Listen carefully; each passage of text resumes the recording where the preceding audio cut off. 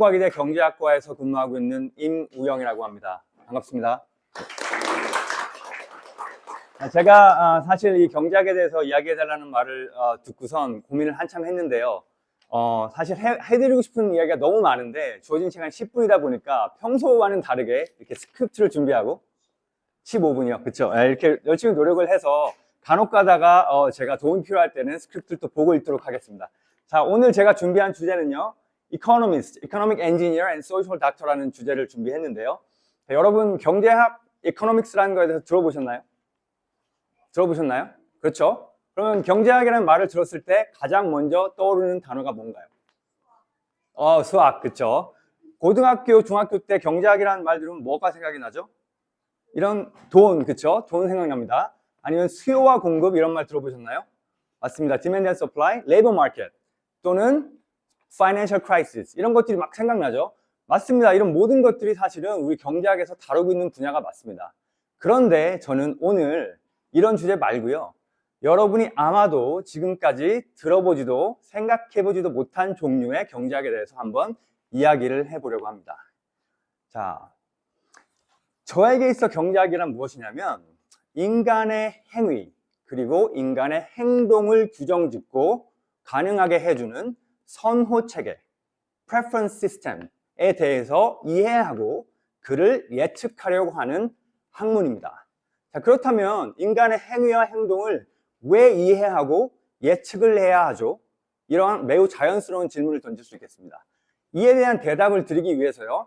우리가 어릴 적에 아주 많이 들어왔던 이솝 우화의 한 장면을 준비했습니다. 이 스토리 기억나시나요? 자, The Wind and the Sun이라는 이제 우화인데요. 이 우화에서는 이 윈드랑 선이 자기가 누가 더 강한지를 증명하기 위해서 막 다투다가 내기를 하나 하게 됩니다. 자, 저기 지나가는 나그네가 있는데 나그네의 자켓을 한번 벗겨보자. 더 빨리 벗기는 사람이 이기는 걸로 하자. 야, 이런 내기를 하죠. 일단 먼저 윈드가 시작을 합니다. 바람을 막 세게 부는 거예요. 더 강하게 더 강하게. 근데 어떻게 되죠? 자켓을 벗길 수 있었나요? 어떻게 되냐면 이 나그네가 점점 더 바람이 세니까 옷깃을 점점 더 강하게 동여매고 버티기 시작하는 거예요. 그래서 윈드가 아무리 열심히 해도 결국에는 자켓을 벗기지 못하게 됩니다. 자, 이제 선이, 태양이 나타나죠. 그래서 뭘 하죠? 강제로 벗기려는 대신 아주 따뜻한 햇살을 비춰주게 되는 거죠. 그랬을 때 몸이 자연스럽게 데워진 이 나그네는 자기가 아주 자발적으로 자켓을 벗고 가던 길을 떠나게 됩니다. 그렇죠? 자, 이 간단한 이솝 우화에서 우리는 어떤 대답을 얻으셨나요? 경제학이 무엇인지에 대해서 어떤 대답을 얻으셨나요? 아니면 인간의 행위를 이해하고 예측하려는 것이 왜 중요한지에 대해서 어떠한 대답을 얻으셨나요? 자, 제 대답은 다음과 같습니다. 인간의 행위에 대해서 이해하고 예측하여야지만 비로소 그들의 행동을 바꿀 수 있기 때문입니다. 자, 이해에서 윈드가 잘못한 게 뭐죠? 윈드는 사람들이 어떻게 행동하고 왜 행동하는지에 대한 이해를 전혀 하지 못하고 강하게, 억지로, 강제로 무언가를 하려고 했던 거고요. 이에 반해서 The Sun은 사람들이 따뜻한 햇살을 비추어 줬을 때 몸이 더워져서 자켓을 벗는다. 인간의 행위를 무엇을 가지고 규정 짓는지에 대해서 아주 좋은 이해를 하고 있었기 때문에 이 내기에서 매우 쉽게 이길 수 있던 것입니다. 자, 그렇다면 우리 현실에서 The Wind and the Sun처럼 이런 자켓 벗기기 내기를 하나요? 당연히 하지 않죠. 하지만 우린 뭘 하죠? 아주 많은 순간 내에 사람들이 조금 더 올바른 결정을 할 수 있도록 돕기 위해서 여러 가지 고민을 합니다. 정부에서, 기업에서, 아니면 개인 레벨에서.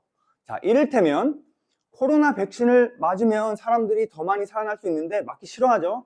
힘들어하고 사이드 이펙트에서 걱정합니다. 그랬을 때 우리는 어떠한 정책을 펼쳐야지만 과연 사람들이 더 많이 코로나 백신을 맞을까? 이러한 고민을 하죠. The Wind and the Sun과 다르지 않습니다. 결코. 그렇죠? 또는 사람들이 젊을 때 아주 젊어서 자기 나이가 들었을 때 어떤 일이 벌어질지 고민하지 않는 시기임에도 불구하고 어떻게 해야지만 그들에게 자신들의 퇴직 이후에 리타이먼트 플랜을 위해서 더 많이 지금 세이빙을 할 수 있게끔 할지, 이러한 문제에 대해서 고민을 하게 되죠.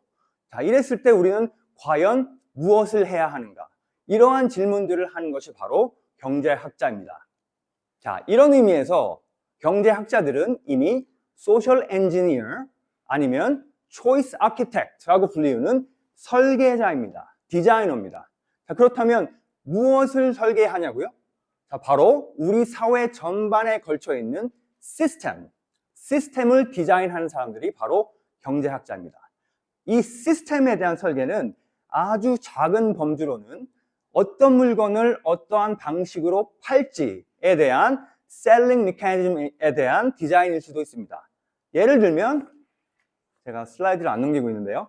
예를 들면 1994년도에 미국에서 있었던 이 주파수 경매, 스펙트럼 옥션의 예를 들어서 살펴보면 이 경제학자들이 인간의 행위에 대한 이해를 바탕으로 고안한, 아주 잘 고안된 옥션 메커니즘을 통해서 민간 기업들의 담합 행위, collusive behavior를 방지함으로써 이 미국 정부의 천문학적인 규모의 추가적인 재적 이득을 가져다 줄 수 있다는 것을 이미 증명했습니다.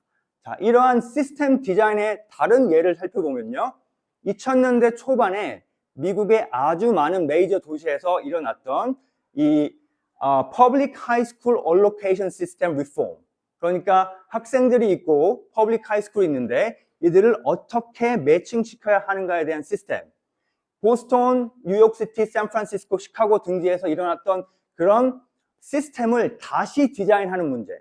이랬을 때 경제학자들이 기존에 하고 있던 시스템이 왜 잘못되는지를 이해하고 그를 바탕으로 더 나은 시스템을 고안함으로써 실제 학생들과 학교 사이의 배정이 훨씬 더 효율적으로 이루어질 수 있다는 것을 증명하였습니다. 또 하나 예를 들어보면요, 키드니 익스체인지 문제라고 불리는 문제인데요, 이 주어진 장기 기증자들이 있고 장기를 기다리는 사람들이 줄을 서서 있는데 어떻게 이 둘 사이를 매칭을 시켜서 더 많은 사람을 살릴 수 있을까?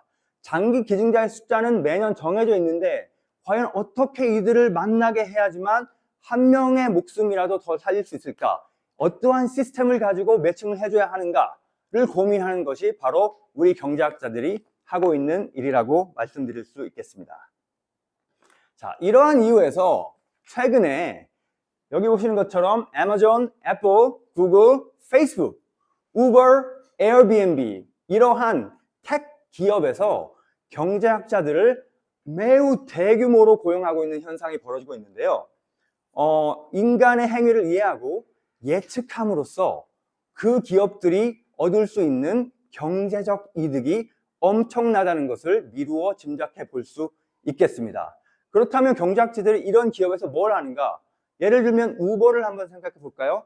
우버의 이윤을 좌지우지하는 가장 중요한 요소 중에 하나는요, 피크타임에 사람들이 많이 우버를 타고 싶을 때 평소보다 가격을 얼마나 높게 받아야 하는가에 대한 문제일 수 있겠죠. 자, 그랬을 때 우버에 고용된 경제학자들은 수요 곡선, demand curve에 대한 에스티메이션을 바탕으로 가격 탄력성, 가격을 바꿀 때 수요가 얼마나 높아지고 줄어드는지에 대한 이해를 함으로써 데이터를 통해서 이를 에스티메이션 함으로써 실제로 우버가 피크타임에 가장 적절한 최적의 가격 설정을 할 수 있도록 돕게 되는 것이죠. 아마존의 예를 들어볼까요?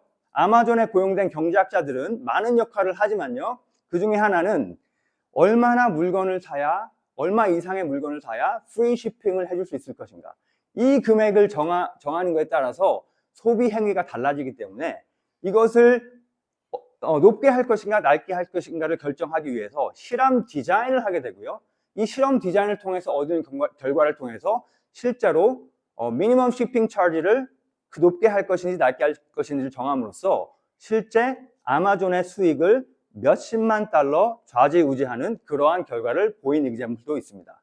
자, 그러면 구글에서는 뭘 하죠? 경제학자들이 구글 보시면 애드버타이즈먼트가 있죠. 그거를 빨간색으로 할지 파란색으로 할지, 크게 할지 적게 할지, 되게 사소한 부분 같아 보이지만 이거에 따라서 그들이 얻는 이득이 매년 몇백만, 몇십만 달러 차이가 난다는 사실을 밝혔고요.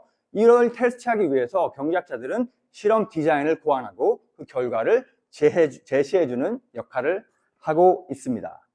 자, 제가 말씀드린 시스템 디자인의 문제는 결코 이런 민간 기업에만 국한되지 않고요. 최근에는 국가적인 정책 디자인의 문제까지 확장되어 있는데요.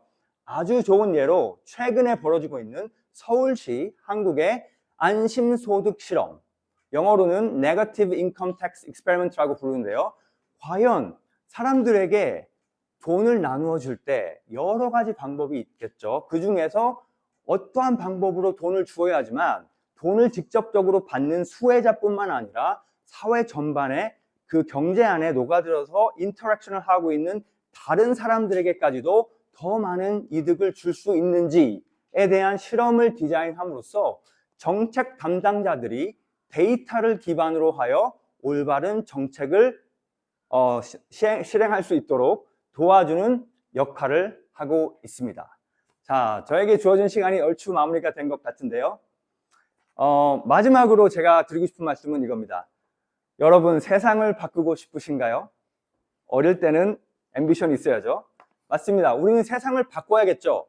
근데 세상을 바꾼다는 게 무엇인지 한번 생각해 보자면 세상을 바꾼다는 건 즉 사람들의 행위를 바꾼다라는 것입니다. 그렇다면 사람들의 행위를 어떻게 바꾸실 건가요?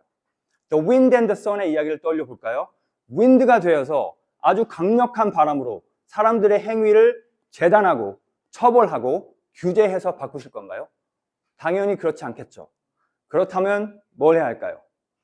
다시 한번 묻겠습니다. 여러분, 세상을 바꾸고 싶으신가요? 그렇다면 경제학을 공부하십시오. 여기까지 임무영이었습니다. 감사합니다.